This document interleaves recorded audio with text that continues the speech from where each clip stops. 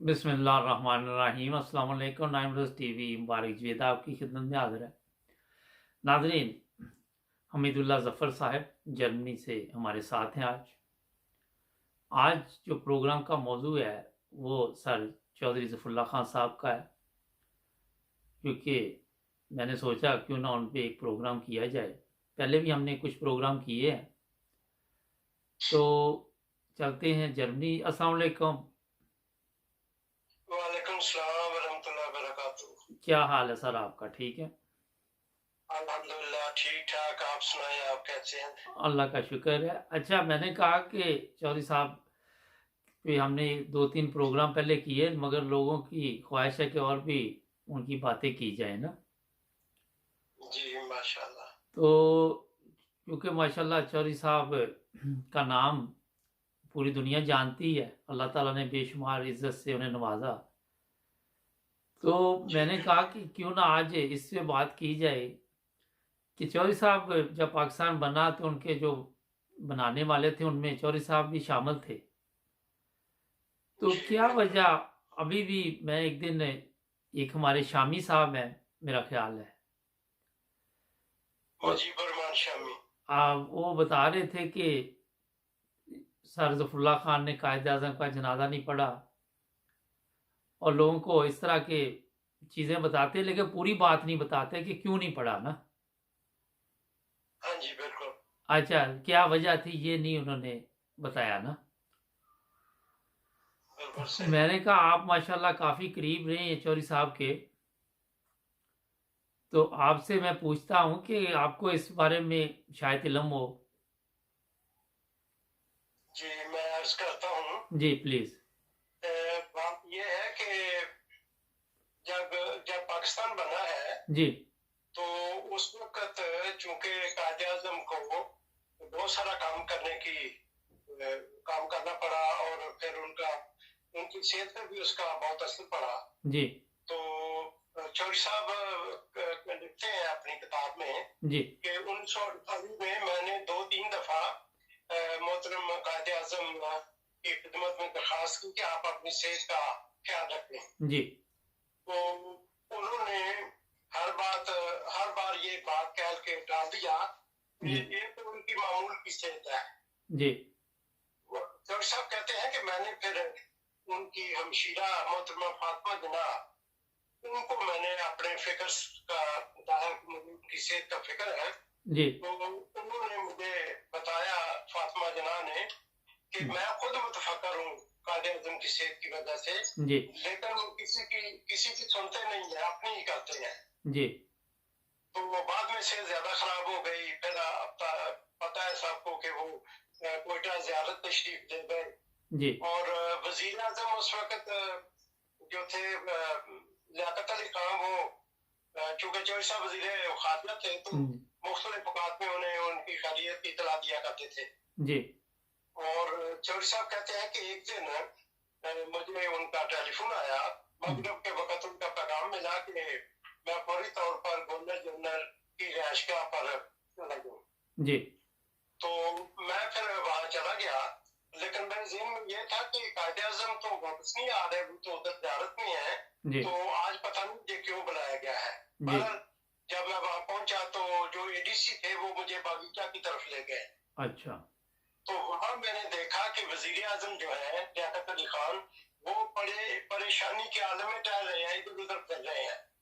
सही। तो जब मैं गया उनके पास तो उन्होंने मुझे बताया कि कायदे आजम जो है उनकी वफात हो गई है, और कहा कि इन्ना लिल्लाहि व इन्ना इलैहि राजिऊन। जी। तो मैंने उनसे पूछा कि वो कोयटा में फौत हुए हैं, तो उनका नहीं, वो आज से पहले यहाँ आ गए थे कराची, जी। और यहाँ आने के थोड़ी देर बाद उनकी वफात हो गई है। जी। तो मैंने सबसे पहले तुम्हें बुलाया है और अच्छा। तुम्हें इतला दी है। जी। अब आप देखें चौधरी साहब का मुकाम क्या है। इतराज करने वाला किस रंग में इतराज करता है, जी। लेकिन उधर जो पाकिस्तान का वजीर आजम है लियाकत अली खान साहब, बिल्कुल। उन्होंने सबसे पहले चौधरी ज़फ़रुल्लाह खान साहब को बुलाया और उन्हें बताया कि इस तरह से कायदे आजम फौत हो गए हैं, सही। और मैं तुमसे ये मशवरा करना चाहता हूँ कि अब अगला गवर्नर जनरल कौन हो कायदे आजम की जगह। ठीक। तो बहरहाल उन्होंने इत्तेफाक किया ख्वाजा नाज़िमुद्दीन के तकल्लुम पर, चौधरी साहब लिखते हैं कि कायदे आजम की वफात से मेरे हवास सहम गए थे। और बहरहाल ये अल्लाह ताला की मशीयत थी और बिल्कुल पाकिस्तान अभी नया बना था और ऐसे नाजुक वक्त में अल्लाह ताला ने कायदे आजम को वफात दे दी जी जबकि पाकिस्तान हर तरफ से मुश्किलात में घिरा हुआ था बिल्कुल और हमें जरूरत थी कि अल्लाह ताला कायदे आजम को कम से कम 10 साल और जिंदगी अता फरमाता जी तो अंदाजा होता है कि बहुत सारी मुश्किलात पाकिस्तान के लिए कम हो जाती। बिल्कुल ठीक लेकिन फरमाया बहरहाल वो कहते हैं कि अल्लाह ताला ही अपनी हिकमतों को जानता है। जी लेकिन जिस वक्त कायदे आजम की वफात हुई है वो पाकिस्तान के लिए एक अजीम सदमा था। जी तो जहां तक इस बात का सवाल है आगे कि कायदे आजम का जनाजा नहीं पड़ा, उसके मुतालिक अक्सर शहीद साहब पर सवाल होते रहे हैं बिल्कुल और आपका एक बहुत लंबा इंटरव्यू है जो आतिश फशा रसाले में छपा है। जी मेरे पास वो रसाला मौजूद है जी और बड़ा लंबी बातें हैं, वो कई सफात में मुश्तमिल है। उसमें भी मनीर अहमद मनीर उसके एडिटर थे। जी उन्होंने पूछा चौधरी साहब से जी कि आप पर एक इतराज अक्सर होता है कि आपने कायदे आजम का जनाजा नहीं पढ़ा। जी तो चौधरी साहब ने उसका जो जवाब दिया है मैं चौधरी साहब के अल्फाज में बताना चाहता हूँ जी प्लीज ताकि हमारे सुनने वाले भाइयों को बहनों को पता चले कि चौधरी साहब ने अपना क्या दलील पेश की है इसमें जो इतराज हुआ है। जी तो नीचे चौधरी साहब फरमाते हैं कि हाँ ये ठीक बात है, मैंने नहीं पढ़ा, ठीक यानी कायदे आजम का जनाजा पढ़ता था तो इतराज की बात थी कि ये शख्स मुनाफिक है, जी ये तो गैर अहमदियों का जनाजा नहीं पढ़ते और इसने पढ़ तो लिया है, तब तो मेरे करेक्टर के मुताबिक कहा जा सकता था जी कि मैं मुनाफिक हूँ। बिल्कुल इसका अकीदा कुछ है और अमल कुछ है।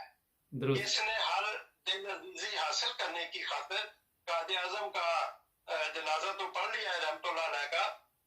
मेरे अकीदे को तो सब लोग जानते हैं, जी मेरे अकीदे को उन्होंने नात मुस्लिम करार दिया है। तो अगर मैं आईनी और कानूनी एतबार से नात मुस्लिम हूँ तो एक नात मुस्लिम पर कैसे वाजिब है कि मुसलमान का जनाजा पढ़े। उनकी तो अपनी बातें जो है वो सामने होनी चाहिए। तो ना पढ़ने पे क्या इतराज है, सारे जहान को मालूम है कि हम नहीं पढ़ते गैर अहमदी का जनाजा। जी बिल्कुल वरना उनका इतराज बनता है और फिर वो बड़ी मजबूती से इतराज करते मुझ पर कि मैं बड़ा बेईमान हूँ।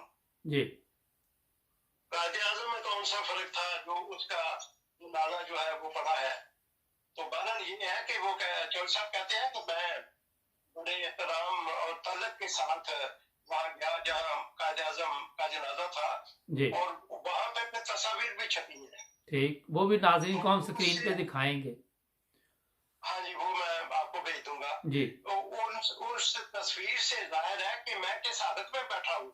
बिल्कुल अगर मैं यूं ही होता इस तस्वीर का मुझे तो नहीं पता था कि मेरी तस्वीर कौन लेगा। जी आजकल तो लोग वो फोटो शो करते हैं, अरेंज करते हैं, उस वक्त तो ऐसी सूरत नहीं थी। जी तो चौधरी साहब ने फरमाया कि मुझे तो पता नहीं था कि कोई फोटो लेगा, तो देखे तो सही मैं किस हालत में बैठा हूँ। बिल्कुल तो इसका मतलब है कि आप दूसरों को ऊपर आगे उन्होंने और बात बयान की है कि तो बहरहाल उसमें चौधरी साहब ने फरमाया कि जब शुरू में किसी अहमदी ने गैर अहमदी का जनाजा पढ़ा जी तो हमारे उस आदमी को मारा पीटा गया कि तू मुसलमान का जनाजा पढ़ता है। जी उनके मुताबिक बानिया सिलसिला का था कि ये लोग ईरानिया तौर पर इन लोगों को मुल्ज़म करार दें और इन पर फतवे लगाएं। तो बहरहाल उन्होंने कहा कि इस तरह हमारी तंजीम है, हमारी एक जमात है, हमारा एक इमाम है, हम उसकी बात मानते हैं, हमें फर्दन इजाजत नहीं है कि हम अपना फैसला खुद करें। जी बिल्कुल हम एक तंजीम के तहत रहते हैं। और फिर चौधरी साहब ने बताया उसको कि हम जाके कब्र पे दुआ भी करते हैं और मुझे भी मौका मिला, मैं कायदे आजम की कब्र पे गया, दुआ की। फिर सरदार अब्दुल निश्तर है, जाकत अली खान की कब्र साथ ही है उधर जी जहाँ कायदे आजम का मकबरा है, तो उधर जाके मैंने दुआएं की हैं और सारा कुछ किया है। ठीक अच्छा तो ये चीज है जी जज़ाकल्लाह। एक वैसे मैं सवाल पूछता हूँ कि मीडिया पे मुख्तलिफ रंग में ये खबर कई दफ़ा आपने भी देखी होगी लेकिन बात ये है कि जहाँ तक मैं अपना जो मुझे इन्फॉर्मेशन है कि हम इसलिए भी ना तो नमाज पढ़ते हैं ना जनाजा पढ़ते हैं गैर अहमदी का कि उन्होंने वक़्त के इमाम को माना नहीं है ना, क्या ख्याल है? जी जी यही है ना कि बिल्कुल हम किस तरह पढ़ सकते हैं बिल्कुल। जब वक़्त के इमाम की उन्होंने बैत नहीं की, तो हमारा मतलब अखलाकी तौर पे हमें अच्छा नहीं लगता और मजहबी तौर पे भी। बिल्कुल सही बात है। हाँ जी। और दूसरा ये है कि वो हमें पढ़ने भी नहीं देते। जो चौधरी साहब ने फरमाया ना, हमारे एक दफा एक आदमी ने जनाजा पढ़ा तो उसको मारा पीटा गया अच्छा जी। अच्छा। कि तुमने हमारा जनाजा खराब कर दिया है। अच्छा, एक बात है, फर्ज करे अगर वो पढ़ लेते तो फिर भी तो मीडिया ने कई इतराज उठाने थे ना, फर्ज करे। वो तो चौधरी साहब ने कहा है कि उन्होंने कहना था मैं मुनाफिक हूँ। बिल्कुल ऐसे चौधरी ही साहब है। ने तो खुद जवाब में बता दिया बिल्कुल बिल्कुल कि तू ऐसे ही। मुनाफिक है, तू बेईमान है। ये मुझ पर इतराज होना था फिर। बिल्कुल। लेकिन तो क्योंकि अब चौधरी साहब ने हमेशा अपनी जमात को तरजीह दी, उनके पास बड़े बड़े माशाल्लाह आपने देखा है जैसे वो आलमी अदालती इंसाफ के जज भी रहे, मगर हमेशा उन्होंने खुलफाए वक़्त की बहुत यानी कि वो सबसे पहले उनकी इज्जत की, एहतराम किया, बाकी चीज़ें बाद में की उन्होंने ना।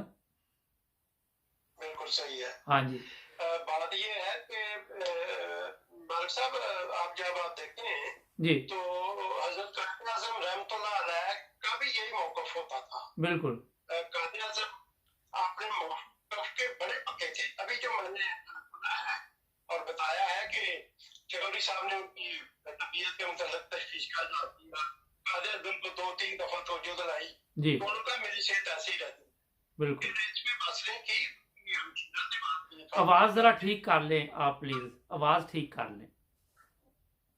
जब कायद आजम की हमशीरा फातिमा जनाज से चौधरी साहब ने कहा कि चले आप भी तवज्जो दिलाएं, तो उस पर भी तो वो कहती हैं कि वो नहीं सुनते किसी की, अपनी मर्जी करती है। हाँ जी, बिल्कुल। अच्छा, कायद आजम जो आवाज़ रसूल ठीक के नहीं मौके आपकी। पे नाज़रीन, ये पार्ट 1 है, पार्ट 2 में आप जुड़े रहें नाइन ब्रदर्स टीवी के साथ। सब्सक्राइब करना मत भूलें। मिलते हैं ब्रेक के बाद। अल्लाह हाफ़िज़।